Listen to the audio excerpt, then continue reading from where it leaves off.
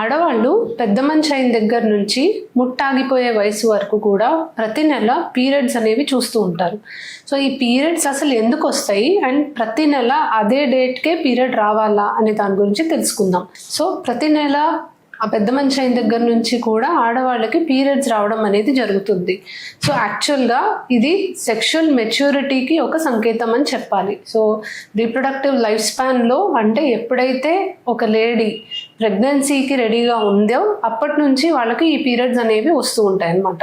So ఈ periods ఎందుకు వస్తాయి? సో ప్రతి నెల ఆడవాళ్ళకి అండాశయం నుంచి ఒక అండం విడుదలై ట్యూబ్లోకి వెళ్ళడం స్టార్ట్ అయిన దగ్గర నుంచి వాళ్ళకి ప్రెగ్నెన్సీ వచ్చే ఛాన్సెస్ అనేవి ఉంటాయి. సో నార్మల్గా 13-14 సంవత్సరాల టైం నుంచి కూడా సెక్షువలీ యాక్టివ్గా ఉన్న వాళ్ళకి ప్రెగ్నెన్సీ వచ్చే ఛాన్స్ ఉంటుంది.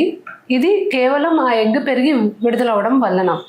సో ఎప్పుడైతే ఆ మెచ్యూరిటీ ఏజ్ అనేది వస్తుందో మెదడు నుంచి హార్మోన్స్ విడుదలయ్యి అండాశయంలో ఉన్న ఎగ్స్ పెరగడానికి సిగ్నల్ అనేది స్టార్ట్ అవుతుంది. సో ఎగ్ పెరిగి రిలీజ్ అయ్యే టైంకి హస్బెండ్ వైఫ్ కలిస్తే కణాలు వచ్చి గర్భసంచి ద్వారం దగ్గర పడి ట్యూబ్లో ఎగ్ అండ్ స్పర్మ్ కలిసి బేబీ ఫామ్ అయిన బేబీ వచ్చి గర్భసంచిలో అతుక్కోవాలి. సో ఇక్కడ ఉన్న ఎగ్ పెరిగే కొద్దీ గర్భసంచి లోపల పొర కూడా సైమిల్టేనియస్గా పెరుగుతుంది. సో ఎగ్ పెరిగే కొద్దీ హార్మోన్ విడుదల అవుతుంది, ఈస్ట్రోజన్ అనే హార్మోను. ఈ హార్మోన్ వల్ల గర్భసంచిలో లైనింగ్ పెరుగుతుంది. ఈ లైనింగ్ బేబీ ఫామ్ అయ్యి వచ్చి అతుక్కుంటే తయారవ్వడానికి అంటే ఆ ప్రెగ్నెన్సీ నిలబట్టడానికి అనేది ఫామ్ అవుతుంది. బై ఛాన్స్ ప్రెగ్నెన్సీ రాలేదు, ఇప్పుడు కలవలేదు, ప్రెగ్నెన్సీ రాలేదు అనుకోండి, లేదా బేబీ ఫామ్ అయింది బట్ అతుక్కోలేదు అనుకోండి, గర్భసంచి లోపల ఫామ్ అయిన లైనింగ్ మెన్సెస్ లాగా మనకి బయటకు వచ్చేస్తుంది. సో ప్రతి నెల గర్భసంచిలో ఒక బెడ్ తయారవుతూ ఉంటుంది, బేబీ వచ్చి అతుక్కుంటుంది అన్న యాంటిసిపేషన్తో.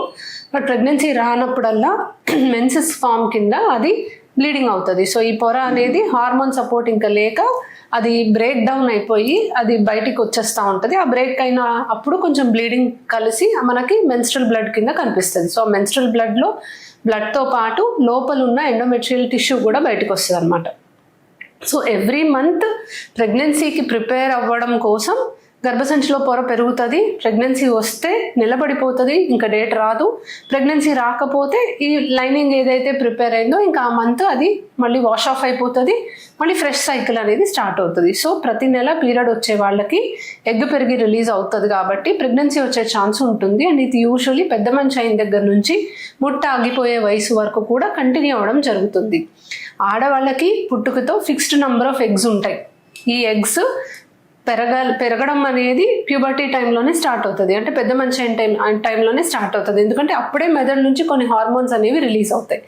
అండ్ అప్పటి నుంచి ఆ సైకిల్ అలా కంటిన్యూ అయ్యి అండాశయంలో ఎగ్స్ అన్ని పూర్తిగా తగ్గిపోయాక, అంటే పూర్తిగా యూజ్ అయిపోయాక మెన్సెస్ అనేవి కంప్లీట్గా ఆగిపోతుంది. మెనోపాజ్ స్టేజ్లోకి వాళ్ళు వచ్చేస్తారనమాట. సో ఇది మనం రెగ్యులర్ పీరియడ్స్ వచ్చే వాళ్ళలో మనకి వెనకాల జరిగే స్టోరీ అనమాట.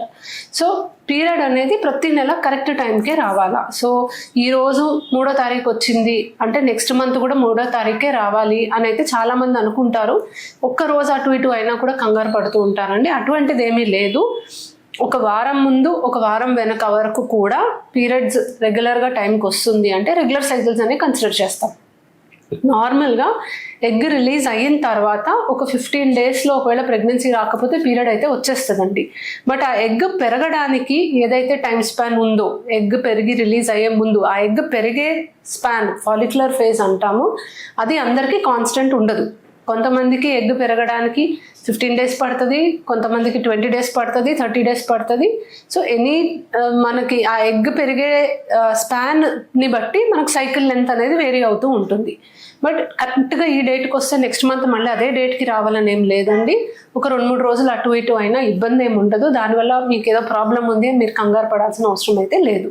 సో యూజువలీ 28 డేస్ సైకిల్ అంటామండి. బట్ ఒక 1 వీక్ అటు ఇటు అయినా కూడా అది నార్మల్ కిందే కన్సిడర్ చేస్తాము. లెస్ దెన్ 21 డేస్కి మళ్ళీ సైకిల్ వస్తున్నా, మోర్ దెన్ 35 డేస్కి సైకిల్స్ వస్తున్నా కూడా అది అబ్నార్మల్, మీకు ఏదైనా ఇవాల్యుయేషన్ అవసరం అని అర్థం అనమాట. Thank you.